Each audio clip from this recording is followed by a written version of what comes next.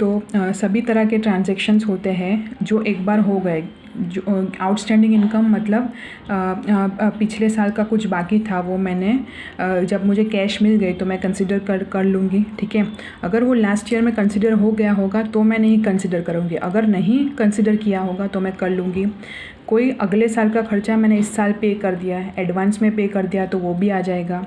कोई खर्चा आउटस्टैंडिंग है पर क्योंकि मुझे कैश नहीं मिला है या मैंने कैश नहीं दिया है पर मैंने खर्चा रिकॉर्ड कर लिया, खर्चा मैंने कर लिया पर उसका पेमेंट अभी बाकी है, ठीक है। फॉर एग्जांपल मैंने कोई परचेज़ किया होगा क्रेडिट पे तो मैंने उसका पैसा नहीं दिया पर परचेज़ कर लिया, क्योंकि मैं एक्रूअल सिस्टम फॉलो कर रही हूँ मैं वो लिख दूँगी। सिमिलरली एडवांस की इनकम मिल गई अभी से तो वो भी रिकॉर्ड कर लूँगी। तो जिसके सामने मैंने कैश दिया हो या नहीं दिया हो उससे कोई फ़र्क नहीं पड़ता, अगर कोई ट्रांजैक्शन हुआ है तो मुझे वो सब कुछ रिकॉर्ड करना पड़ेगा। The incomes and expenses of that particular financial year are considered. It includes the receivable incomes of the current year and the payable expenses of the current year.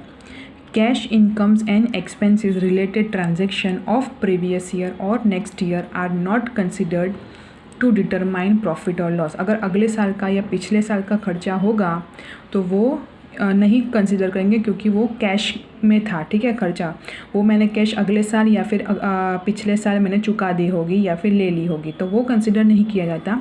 सिर्फ ये साल का खर्चा और इनकम ही कंसिडर की जाएगी प्रॉफिट और loss determine करने के लिए। The transactions of the previous year are recorded in the previous year and the transactions of the next year will be recorded in the next year, ठीक है। तो next year के transactions हो वो next year में record होंगे और previous year के ट्रांजैक्शन हो वो प्रीवियस ईयर में रिकॉर्ड होंगे। इसमें एक एग्जांपल दिया गया है, assume that accounts are prepared for the period 1/4/2014 से 31/3/2015, क्योंकि ये फाइनेंशियल ईयर है, यही हमारा अकाउंटिंग ईयर है ऐसा मान के चलो। And salary of ₹5,000 is paid every month, हर महीने 5,000 सैलरी दी जाती है। तो 12 महीने की सैलरी कितनी होनी चाहिए, क्योंकि ये 12 महीने का आपका अकाउंट है। तो 5,000 × 12 करोगे तो 60,000 आएगा, ठीक है। Further assume that salary of March is outstanding, ठीक है, it will be recorded as under. इसमें क्या है कि अप्रैल से लेकर फरवरी तक मैंने सैलरी हर महीने दे दी 5-5 हज़ार करके, ठीक है। पर मार्च की सैलरी मेरी देनी बाकी है। मार्च की सैलरी वो किस ईयर को बिलोंग करेगी, मेरे ईयर को ही बिलोंग करेगी, क्योंकि मेरा ईयर कब ख़त्म होता है 31 मार्च को। तो अगर मार्च का कोई खर्चा होगा तो मुझे इस साल में ही रिकॉर्ड करना पड़ेगा, क्योंकि मेरा साल कहाँ से कहाँ तक है 1/4/2014 से 31/3/2015 तक, ठीक है। तो मुझे जो 11 महीने की सैलरी दे दी है ऑलरेडी 5,000 × 11 55,000, एक महीने की आउटस्टैंडिंग है तो भी मुझे कंसिडर कर लेनी पड़ेगी, क्योंकि मेरे ईयर में मार्च महीना आ जाता है। तो मेरा खर्चा 55,000 नहीं बल्कि 5,000 में ऐड करके 60,000 रुपया मेरा खर्चा ले लूँगी। तो 60,000 will be considered as expense of year 2014-15। अगर मैंने सब कुछ पे कर दिया होता तो मेरा डायरेक्टली खर्चा कितना हो जाता 60,000, 5,000 × 12 महीने, ठीक है। पर यहाँ पे क्या है 11 महीने का पे कर दिया है, ठीक है। तो 5,000 × 11 55,000 और एक महीने का आउटस्टैंडिंग है, और वो एक महीना कौन सा है मार्च 2015, ठीक है।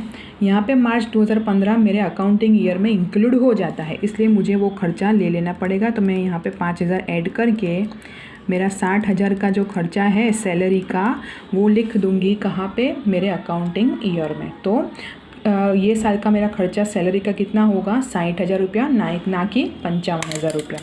ये आपको समझ में आया, okay.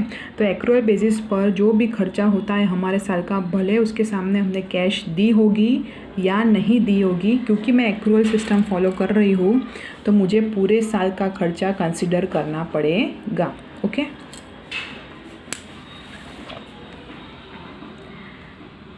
In practice, excluding certain sectors, in all the other sectors, the accounts are maintained under mercantile accrual system. तो सभी जगह पर मोस्टली ये पर्टिकुलर सिस्टम है वो फॉलो होती है।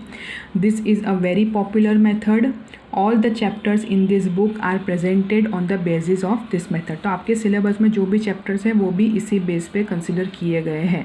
तो आपको ये वाला बेस समझना बहुत ज़रूरी है। अब हम देखेंगे कैश यानी कि रिसिप्ट बेस, मतलब जब पैसा मिलेगा या जब पैसा हम चुकाएंगे तभी हम रिकॉर्ड करेंगे, उसका मतलब ये है। Under this method the accounts of whichever accounting year are being prepared, prepared नहीं होगा, prepared, okay, only all cash transactions of that respective accounting year are recorded. यहाँ पे क्या है, कैश मेन है, कैश मिली, वो चाहे अगले साल का हो, पिछले साल का हो या फिर ये साल का हो, आपको रिकॉर्ड करना पड़ेगा क्योंकि आपका बेस क्या है, cash. Cash transactions of that respective year include transactions pertaining to receipts, payments, liability and asset। तो ये सब तरह के transactions record होंगे। The cash transactions of the previous year and the current year are also considered. तो जो previous year के cash transactions है जो ये साल में मैंने चुकाए हैं या ये साल में लिया है, और जो अगले साल के ट्रांजेक्शन्स हैं जो भी मैंने कैश में इस साल में लिए हैं, क्योंकि मैं कैश बेस फॉलो कर रही हूँ मुझे ये ट्रांजेक्शन्स कंसिडर करने पड़ेंगे। जबकि यहाँ पे क्या है, मेरा जो साल होता है उसके जो खर्चे हैं वही रिलेवेंट है क्योंकि मैंने वो साल भर का खर्चा ही उस साल में किया है, ठीक है। पर यहाँ पे क्या है, अगर मुझे अगले साल का या फिर पिछले साल का कोई कैश लेना बाकी रह गया था जो मैंने इस साल में लिया, तो मुझे इस साल में वो रिकॉर्ड करना पड़ेगा क्योंकि मैं कैश बेस फॉलो कर रही हूँ। The use of this method very limited, क्योंकि क्या होता है इसमें गलत रिजल्ट्स बताते हैं। ऐसी इनकम लेनी पड़ती है जो मेरी ये साल की है ही नहीं, और ऐसा खर्चा दिखाना पड़ता है जो मेरा ये साल का है ही नहीं, ठीक है। तो इसलिए इसमें गलत रिजल्ट्स आने के चांसेस बहुत है, तो इसलिए ये मेथड का यूज़ भी लिमिटेड है। अब हम देखेंगे मिक्स बेस, जिसको हम बोलते हैं हाइब्रिड मेथड, मतलब ये दोनों का कॉम्बिनेशन। तो this method is identified as modified method of mercantile system, ठीक है। मर्केंटाइल सिस्टम से ऊपर है, एडवांस मेथड है। It is known as the mixture of the mercantile system and the cash system.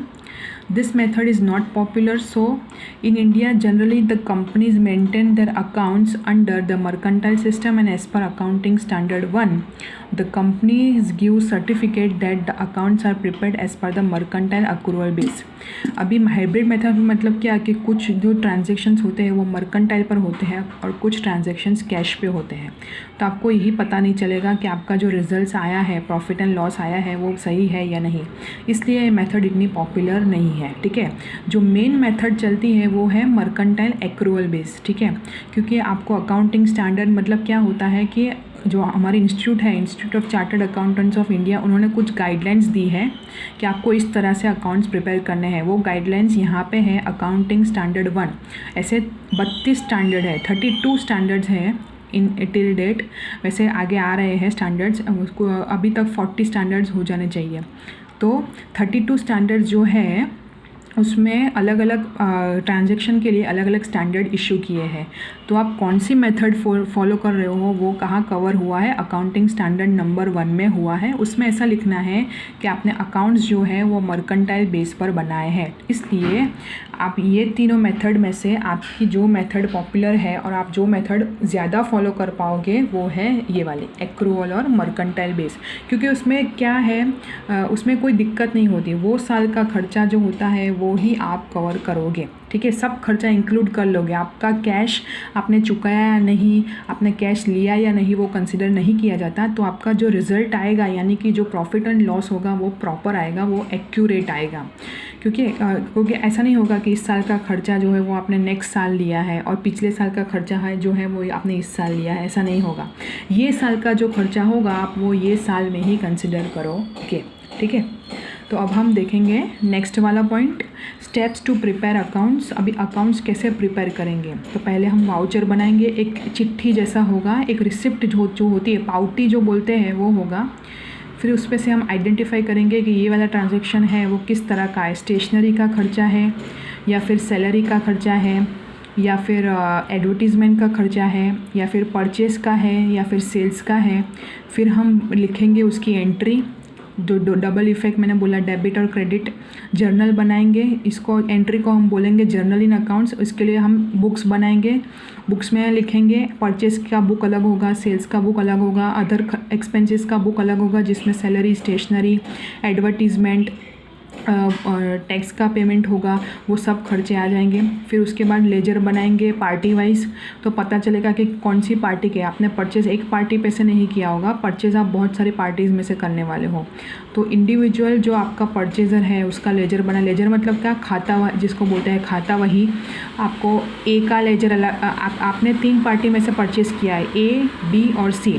तो ए से कितना परचेज़ किया है, बी से कितना परचेज़ किया है और सी से परचेज़ कितना किया है, वो आप लेजर बनाओगे, पोस्टिंग करोगे उसमें, मतलब लिखोगे, ए का अलग करोगे, बाइफर्केशन करोगे, ए का अलग, बी का अलग, सी का अलग, तो पता चलेगा कि ए का कितना पैसा बाकी है या फिर कितना लेना बाकी है, बी का कितना है और सी का कितना है। फिर हम बनाएंगे ट्रायल बैलेंस और एडजस्टमेंट्स करेंगे। ट्रायल बैलेंस और एडजस्टमेंट मतलब सब इकट्ठा करेंगे, बैलेंस, फाइनल बैलेंस जो आएगा कि ए का इतना बाकी है, तो ए का सिंगल लाइन में लिखेंगे कि ए के पास से इतना बाकी, बी के पास से इतना बाकी और सी के पास से इतना। ठीक है, वो जैसे जैसे आप अकाउंट्स में आगे बढ़ोगे वैसे वैसे ये स्टेप वाइज आपको समझ में आएगा। और फिर फाइनल अकाउंट्स जो कि अभी एनुअल रिपोर्ट आते हैं सारे कंपनीज़ के, उसके फॉर्म में, यानी कि हम बनाएंगे ट्रेडिंग अकाउंट। ठीक है, मैन्युफैक्चरिंग बिजनेस होगा तो वो ट्रेडिंग अकाउंट बनाएगा, मतलब परचेज एंड सेल के ट्रांजैक्शन होंगे। अदर एक्सपेंस के लिए प्रॉफिट एंड लॉस अकाउंट आएगा और असेट्स एंड लायबिलिटीज़ के लिए बैलेंस शीट आएगी। तो आपको ये अभी सिर्फ यहाँ इतना ही जानना है, और डिटेल में जैसे जैसे हम आगे बढ़ेंगे वैसे आपको डिटेल में आएगा और क्लियर से समझ में आएगा। Account is a science developed by the human being. Since accounting is a science it has its rules. ठीक है, अकाउंट वो किसने बनाया, ह्यूमन बीइंग है, उसके कुछ रूल्स हैं। In accounting the operation regarding the preparation of accounts is made. Operations are made on the basis of rules where accounts are prepared as per the different developed steps. These steps are followed in the chronological, मतलब series में follow होते हैं, उसी series में हमने accounts लिखने पड़ेंगे। Rules है, उसके कुछ ऑपरेशंस है। रूल्स में लिखा गया है कि पहले आपको वाउचर ही बनाना पड़ेगा, फिर आइडेंटिफाई करना पड़ेगा, फिर एंट्री बनानी पड़ेगी, फिर लेजर बनाने पड़ेंगे, फिर ट्रायल बैलेंस बनाना पड़ेगा, उसमें कुछ एडजस्टमेंट्स करने पड़ेंगे, फिर फाइनल अकाउंट्स बनेंगे। तो वो क्रोनोलॉजिकल जो सीरीज़ है वो आपको मेंटेन करनी पड़ेगी। तो फर्स्ट स्टेप जो है वो वाउचर है। Voucher is the first step of a business transaction which is a valid written document of the transaction made. तो वो ट्रांजेक्शन क्या हुआ है वो उसका प्रूफ देने के लिए वाउचर बनाते हैं। सेकंड स्टेप क्या है, identification of transaction, whether transaction of business is economic, मतलब पैसों में दिया गया है, या फिर नॉन इकोनॉमिक, सोशल, किसी रीज़न से दिया गया है, कोई एनजीओ ट्रांजेक्शन किया है जिसके सामने हमने कैश नहीं चुकाई है या नहीं ली है। वेदर ट्रांजेक्शन इज़ कैश और credit is determine at this stage, cash में मिल गया है या फिर क्रेडिट पे बाकी रखा है, उधार माल बेचा है या उधार माल खरीदा है, वो सब आइडेंटिफाई करेंगे। फिर हम बनाएंगे एंट्री, यानी कि recording of transaction. Under this stage economic transactions of business are recorded in the journal और सब्सिडरी बुक्स। जर्नल बनाएंगे या फिर सब्सिडरी बुक्स में लिखेंगे, यानी कि बुक्स बनाएंगे अलग अलग अकाउंट के लिए। फिर लेजर पोस्टिंग करेंगे। ट्रांजेक्शन्स रिकॉर्डेड इन जर्नल और subsidiary books are classified through posting, जैसे ए, बी और सी का हमने क्लासीफाई किया through posting in a ledger. It is manage the transactions of that account can be awared at one place. सब transactions एक है, मुझे एक ही जगह मिल जाएंगे अगर मैंने लेजर पोस्टिंग प्रॉपर किया होगा तो। फिफ्थ स्टेप है आपका trial balance. In trial balance all balances of accounts disclosed in fourth stage are disclose. It is the prior stage of the preparation of final accounts. सबके balances, final balances लिख दूंगी trial balance बनाने के लिए। फिर उस पर से मैनुअल अकाउंट्स बनाएंगे। This are prepared on the basis of trial balance and adjustments where trading account, profit and loss account and balance sheet are included. जिस तरह से कंपनी के एनुअल रिपोर्ट्स होते हैं उसी तरह मुझे ट्रेडिंग अकाउंट यानी कि purchase and sale account, other expenses account और असेट एंड लायबिलिटी अकाउंट्स अलग अलग से बनाने पड़ेंगे। Apart from this other aspects which are associated with accounts like bank balance, rectification of errors, depreciation, reserves and provisions etcetera are to be studied simultaneously. तो ये सारे aspects जो है, बैंक में अकाउंट होगा तो बैंक बैलेंस कितना है, एरर्स कोई हो गए तो उसको करेक्ट करना पड़ेगा यानी कि रेक्टिफाई करना पड़ेगा, असेट्स जो है उसमें मुझे डेप्रिसिएशन प्रोवाइड करने पड़ेंगे, डाउटफुल डेट्स ना हो, डेटर्स डाउटफुल डेट्स ना करें, डेटर्स देवा ना खड़ा करे, डेटर्स पैसा नहीं दे उसके लिए प्रोविजंस क्रिएट करने पड़ेंगे, प्रॉफिट में से कुछ पैसा साइड पे रखना पड़ेगा। तो ये सारी चीज़ों का भी ध्यान रखना पड़ेगा और ये सारी चीज़ें भी आप जैसे अकाउंट्स पढ़ोगे वैसे वैसे ये सारी चीज़ें भी आपको आएगी और ये सब इंक्लूड होगा इन एनुअल अकाउंट्स। तो यहाँ पे होता है हमारा चैप्टर नंबर 1 कंप्लीट। आप ये एक बार गो थ्रू कर लो, ठीक है। अब से स्टार्ट हो गए वो आपके प्रैक्टिकल्स है। ये पूरा चैप्टर जो था वो आपका पूरा थियोरेटिकल था। नेक्स्ट चैप्टर से आपको प्रैक्टिकल आएगा, ठीक है, सम्स आएंगे। तो आप ये एक बार गो थ्रू कर लो ये वाला चैप्टर और मैं जो एक्सरसाइज देती हूँ होमवर्क में आपको वो कंप्लीट करनी है, ठीक है। इसमें कुछ भी डाउट हो अगर चैप्टर नंबर 1 में तो आप मुझे पूछ सकते हो, ओके। अब नेक्स्ट लेक्चर से हम स्टार्ट करेंगे विद चैप्टर नंबर 2, ठीक है, जो है रूल्स जो है डुअल इफेक्ट ट्रांजैक्शंस हैं, जो मेन आपका अकाउंट्स का क्रक्स है वो बोलते हैं, वो हम स्टडी करेंगे, ओके।